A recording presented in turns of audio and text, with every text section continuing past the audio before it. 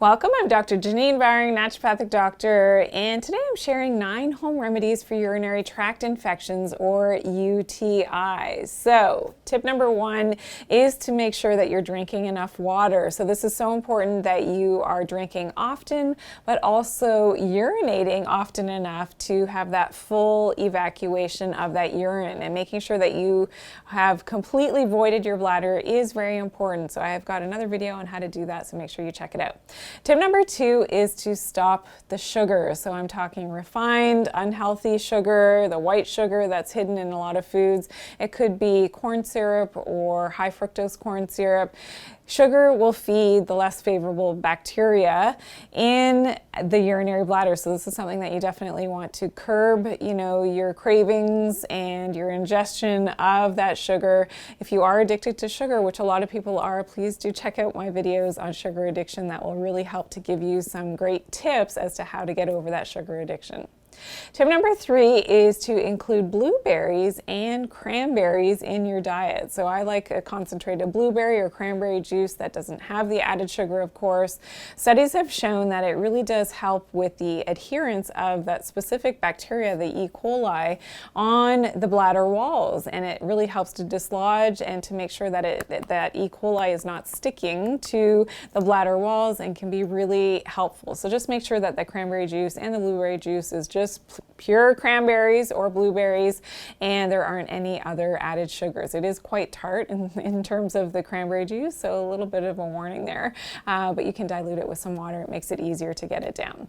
Tip number 4 is to deal with chronic Candida issues. So if you get chronic yeast infections, if you have a chronic Candida issue, which has become the more invasive fungal form, and there may be biofilms as well, this is something you definitely want to address. And with tip number 5 is to do a Candida cleanse. So using herbal medicines as part of a Candida or a Parasite cleanse is really important to deal with chronic urinary tract infections. So I've got my favorite herbal medicines for this, and I share that in other videos as well, but we'll put a link below to really help to guide you in terms of, getting the right herbal medicines in a great concentrated form that will help with the Candida as well. Tip number 6 is to make sure now that you've done the kill phase and gotten rid of those less favorable organisms, that you put the good guys back in, and that's the probiotics. So eating fermented foods, things like sauerkraut and kimchi, it could be kombucha, yogurt. All of these foods and aged cheeses will have those live microorganisms, the probiotics, which can be really helpful, especially if this is a chronic issue for you. You may need to go to a supplement, so a high concentration of those microflora that's designed for your human digestive tract is really important and can be really helpful for the chronic UTIs. Tip number 7 is to also incorporate a full body detox. So I like to encourage people to do a detox at least 3 to 4 times a year. That's really important to get that overwhelming toxicity that our body are inundated with on a daily basis from our environment. Just get the toxins out, and it's amazing how your health can turn around when you do a full body detox. Again, I've got some of my favorite herbal medicines. We'll give you a link below as well to point you in the right direction here.